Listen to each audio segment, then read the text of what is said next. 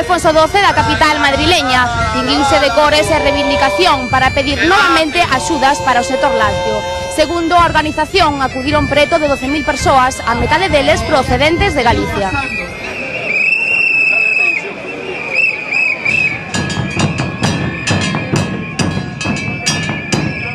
Unha manifestación histórica, a segunda máis importante en España, logo da masiva afluencia de gandeiros tamén á capital, alá polo ano 1996, sendo ministra de Agricultura Loyola de Palacio. Daquela, con máis xente, porque tamén había máis explotacións en activo. A marcha iniciouse contra as 11:30 da mañá na porta de Alcalá e transcorreu durante máis de unha hora pola avenida Alfonso XII para rematar na praza de Atocha, xusto diante do Ministerio do Medio Rural. Bueno, manifestación histórica, unha vez máis, a que trae os gandeiros do Deza, os gandeiros da Estrada e os gandeiros galegos a Madrid. Sí, ante unha situación de desesperación donde manter a explotación aberta costa cada mes unha media de 2.000 euros a moitas explotacións que están vendendo leite por debaixo desos costes, pois hai unha resposta unitaria e masiva, unitaria das organizacións agrarias, unitaria do sector, unitaria das comunidades autónomas, para pedir poder seguir vivindo da produción de leite, para ter as mesmas reglas que os franceses, para poder seguir apostando por unha Galicia rural e viva. Que lle ides pedir exactamente á ministra? Pois pedimoslle algo tan elemental como que nos garanticen a recollida do leite, porque sabemos que toda a leite que producimos non chega para abastecer a población española, que a leite que entre de fora entre nas mesmas condicións que nos exixen a nós a precios de mercado, que se proíba o dumping, que se proíba a utilización dos excedentes de fora para colonizar os nosos mercados e, sobre todo, que se lle exija a distribución que non se utilice o leite e os gandeiros como rehenes para resolver a súa conta de resultados. Están utilizando a disculpa de que lle sobra leite para facernos o favor de recollérnolo para teóricamente mandalo á intervención a 16 céntimos, cando todos sabemos que logo non vai á intervención e que o utilizan para volver ao mercado. Esa é unha situación que, en primeiro lugar, estrangula as explotacións porque é imposible cubrir os costes con un precio de 16 céntimos, pero é tamén algo que distorsiona o mercado porque non deixa de ser competencia desleal entre as propias industrias en beneficio do único que está ganando cartos neste momento, que é a distribución. A industria a moi corto plazo ten un problema tamén de viabilidade económica tan grande como o noso, polo tanto, os únicos beneficiados están sendo os países excedentarios europeos, Alemania e Francia, e a gran distribución de capital francés e alemán. Nos quedamos moi cortos nas previsións de autobuses, quedáronnos en comarca xente sin poder organizar o viaxe porque non houve autobuses literales para poder contratar ou ser hoxe un día de colexio. Houve moita xente que optou por vir en trens e coches particulares. Está habendo unha resposta non só dos gandeiros, que eu creo que todo aquel gandeiro que tiña a posibilidade de vir está aquí, o que non veo é porque está el solo para poder ordeñar e non pudo desplazarse, pero tamén de moitos pequenos negocios que viven en torno ás explotacións de leite que estamos vendo aquí, empresas de seguros agrarios, fábricas de pienso, cooperativas que cerraron.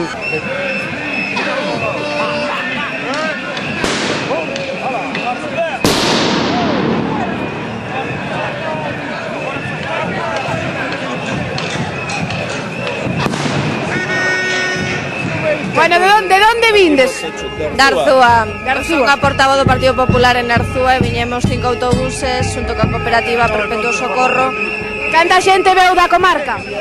Nas 260 personas nos 5 autobuses.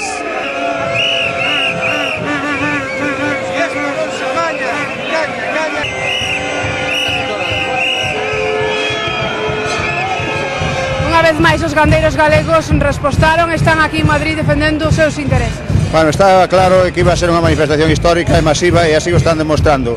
Eu creo que o apoio tan brutal que estamos a ter de toda a sociedade e, por suposto, dos gandeiros galegos está aquí hoxe na calle de Madrid. Ten que, exixindo unha solución para o sector lácteo, ten que ter unha contestación urxente por parte da ministra de Agricultura. E para máis Indria Galega eleva máis de 5 anos sin facer absolutamente nada polo sector lácteo. Así nos vai.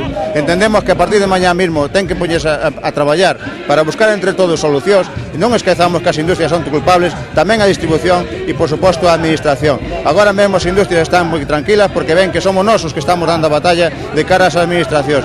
pero que non se olviden elas tamén, que en canto acabemos que as administracións empezaremos por elas, porque elas son as que de verdad están e son as culpables de todo o que está a pasar. Con prácticas en moitos casos delictivas.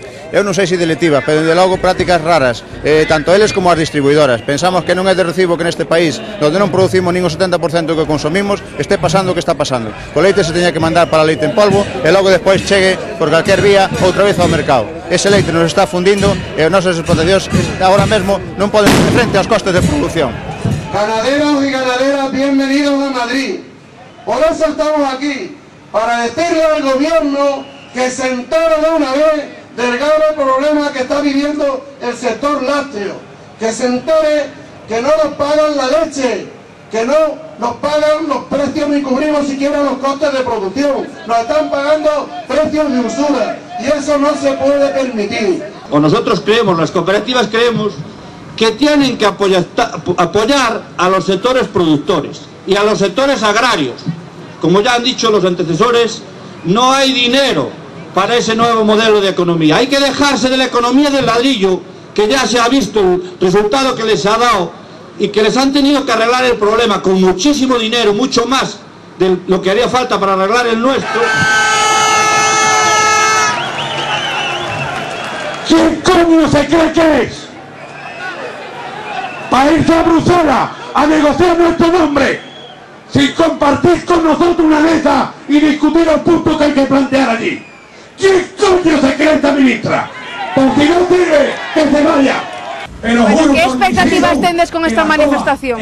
Pois esta manifestación supón un fito histórico na medida en que a ministra, o ministerio e o mesmo Zapatero co seu goberno en pleno teñen que ouvir dunha vez por todas as reivindicacións, a forza, o clamor que os gandeiros e gandeiras de leite, e non só os gandeiros e gandeiras, sino tamén boa parte da nosa sociedade galega está aquí con nós dicindo que con nós non se xoga, que con nós non se pode, que os nosos postos de traballo non se pode estar xogando e non se pode estar decidindo que para o futuro nós non importamos. Por tanto, hoxe ten aquí unha demostración de que non estamos dispostos nin dispostas a vencernos e a deixar que faga o que está facendo, que é arruinarnos.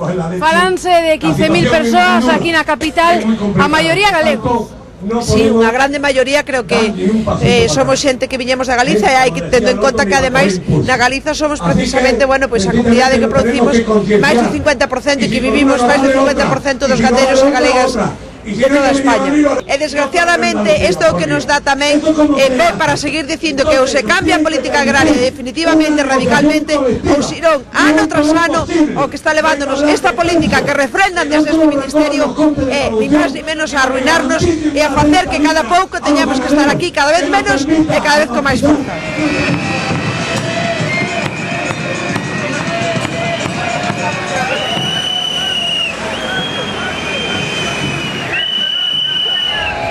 A manifestación rematou diante do Ministerio de Agricultura, onde os sindicatos presentaron un escrito á ministra para pedirlle todas as súas reivindicacións.